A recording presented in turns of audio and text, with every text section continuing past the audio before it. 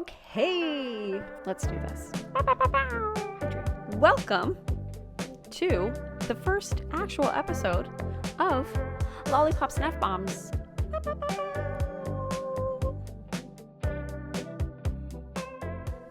So I'm sure you're all thinking, what is this Lollipops and F-Bombs? How did it come to be? So, rewind. Hello. Welcome to Lollipops and F-Bombs. I am Nikki, your host, who is, not gonna lie, I'm kind of confused on how to start this. So let's try navigating this together. So this is going to be my little podcast, vlogcast, to kind of just talk about life, its ups and downs, and just trying to navigate this weird little world we're living in right now. Because life is super sweet and yummy and has the capability of being something amazing, but also it's kind of fucked up. Not gonna lie. That's where we're going here. So if that bothers you, I'm so sorry. So this is our little space to get together each week and talk about life and how we can improve and grow and start to maybe live a little more deliciously, if you will. So the name, Lollipops and F-Bombs. Long story short, I used to work with this guy. We were like best friends. He was quite the entrepreneur. He had several business ventures. And I would always tell him how like I wanted to have my own business and I wanted to do something and I wanted to like start a company and I want like my own little side hustle. Because, you know, who doesn't want a side hustle? Who doesn't want to collect a couple extra dollars every month to like get a drink? So one day we would eat lunch together every day. And one day we came up with the phrase Lollipops and F-Bombs. And I don't remember how it happened, but we came up with it. And he was like, this is perfect for you because lollipops, you're very sweet, you're very bubbly, you're very fun, but also F-Bombs because like, you're kind of mean. Accurate, I would say, very accurate. But I wouldn't call it mean. I just, ironically, don't sugarcoat things. I'm very straightforward with my words. I'm a very, I said what I said kind of person. So of that conversation, Lollipops and F-Bombs was born. The only problem was after that, I didn't know what kind of business that could be. So now we're going to jump back to 2016. I was working at said company with my business guru friend. I was there for about 12 years. And one day they called me into the office and the bosses said, you don't seem like you're very happy anymore. And we think that maybe there's something better out there for you. And we want you to be happy and we want you to enjoy your life. So he gave me a copy of The Alchemist, which I did not read, on precedence. I had about a week to think about it and they were going to give me a severance and let me collect unemployment to give up 12 years of my job to then go find my passion. Needless to say, when the day came, I sat down, I told them how I felt to their face, and I said, I'm leaving. Later, I was told that no one expected me to take this bait and actually leave. It was kind of like supposed to scare me straight or something, which, surprise, surprise, don't tempt me with a good time because I will take it. So I took it and I left. So there she goes with a smile and a dream and a 3-month severance. I had to sit there and think to myself, now what do I do? After a long time of thinking and wondering the things that I liked the most, I actually ended up going to cosmetology school. I love doing hair, coloring hair. I love everything about hair. It was a good time. But after doing hair for about a year and starting when I was 36, I quickly learned that unless this is something you start when you are young, fresh out of school, and you live with your parents and someone else is paying your way through life, you don't make any money. I was coming in, I had 3 jobs. I worked at a salon as an assistant. I worked at Ulta as a manager, and I worked at a blow dry bar. And I was bringing in maybe like $2,000 a month. So as much as it was a very big passion for me and I really loved doing it, I needed something more substantial because I don't know if you know, life is kind of expensive. So while I was doing all those jobs and while I was trying to find my place and not making that much money, I was really bummed because there wasn't much I could do I had no money, I had little free time, and I spent a lot of time in my room. I shared an apartment with my friend and her boyfriend, so I kind of just spent time in my room alone with my dog. So I came up with this fun idea, especially because I worked a very weird schedule. I bought the things that I needed to start streaming on Twitch. That never really went the way I had planned, and I spent more time watching people than I did making content because I was nervous about playing video games online to possibly nobody. How I feel right now. So instead, I started vlogging. When I was a kid, I grew up in the age of a VCR camera, which I confiscated from my family and I took everywhere with me. I was always on the go. I always had my camera. I always was making silly videos, and we were making commercials, and we would make interviews, and we would talk to the people in the neighborhood. Honestly, if YouTube was a thing back in 1990, your girl would be making the big bucks right now. But sadly, that's not the case. So I started vlogging. It was free to do. It got me out of the house. It got me to explore a place I've lived my whole life, and it got me to be creative, which deep down is something I just really love, and that's what really fuels me every single day. About a year later, I took a job in the same field as said job before and got back on my feet again to like be able to move out and live on my own. I was making grown-up money again. Life was good. And then it happened, 2020. I was stuck in a studio apartment with my dog and the internet. I lived in New Jersey and I worked in Pennsylvania, and you weren't allowed to take the train out of your state, so technically I had to work from home for about 7 months. So for 7 months, I was trapped in about a 500 square foot apartment with my dog and a TV.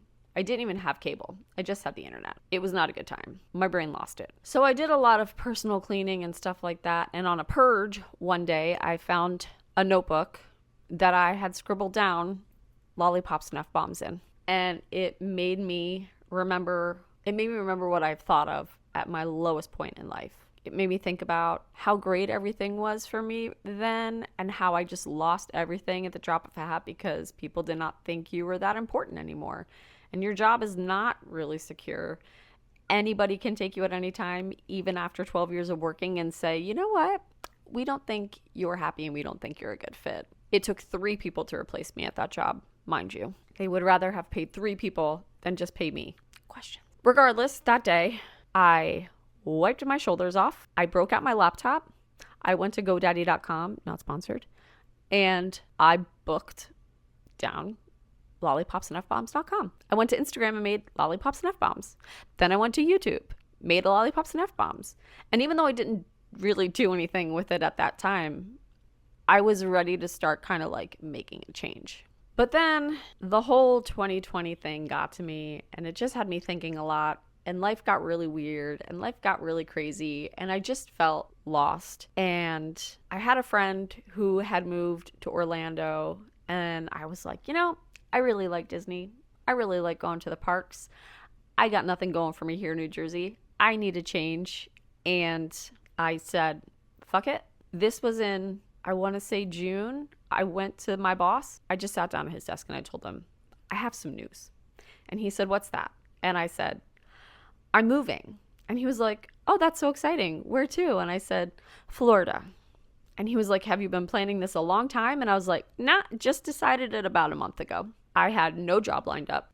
I had nothing absolutely lined up. I applied for jobs in New York City, Austin, Texas, and Orlando, hoping that someone would bite.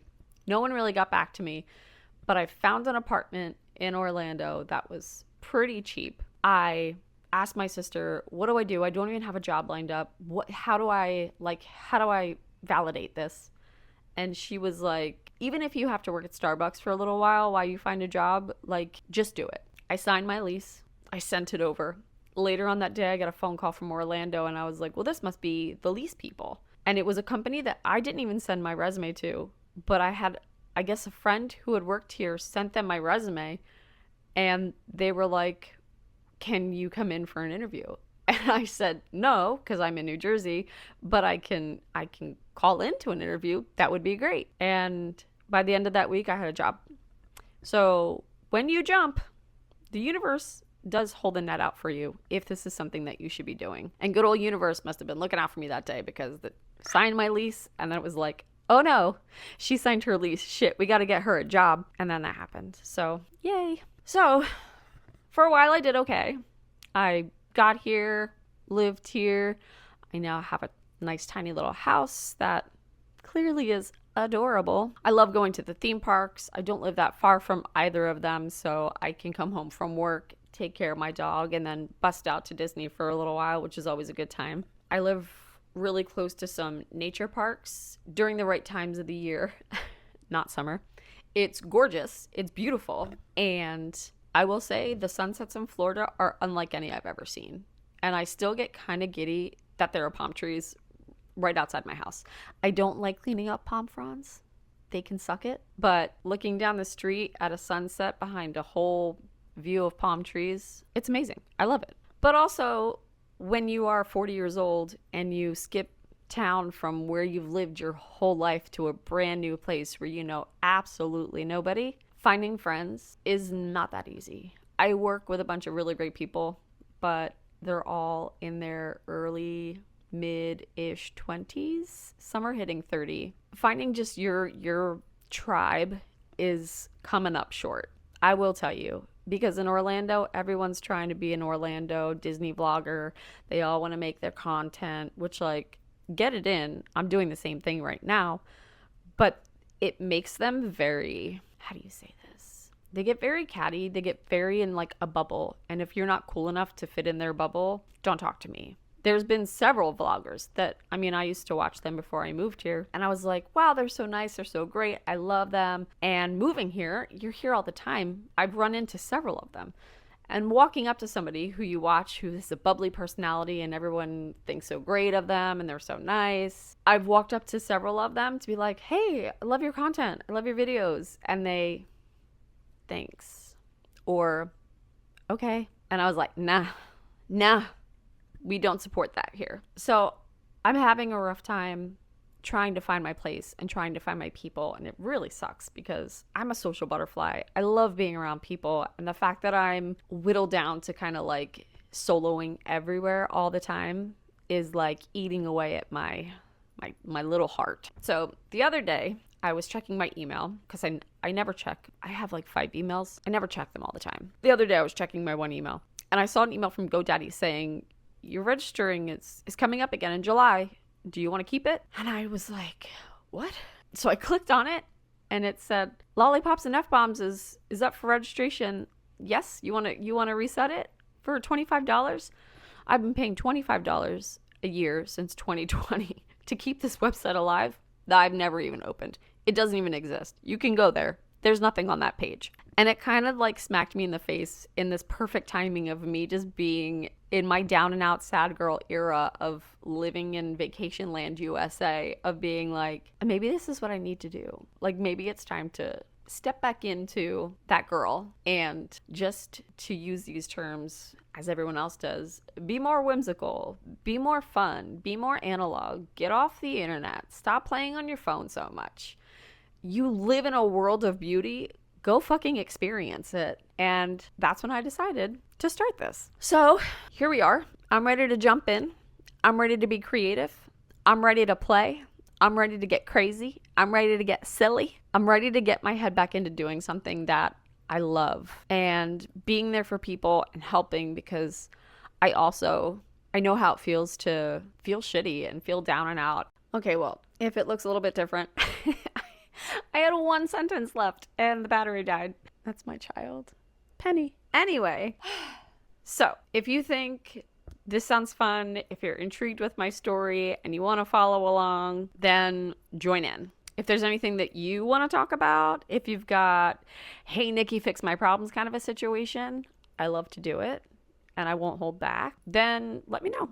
And we can grow into a fun little place to mix it up and chat and talk and fix ourselves and be more fun and be more outgoing and be more vivacious and start living deliciously and living wildly and living with purpose and just enjoying ourselves and having fun, because what the fuck, man? That's what life is about. So let's do this. Let's start living. Welcome to the first episode of Lollipops and F-Bombs. Yay! excited. So anyway, that's that.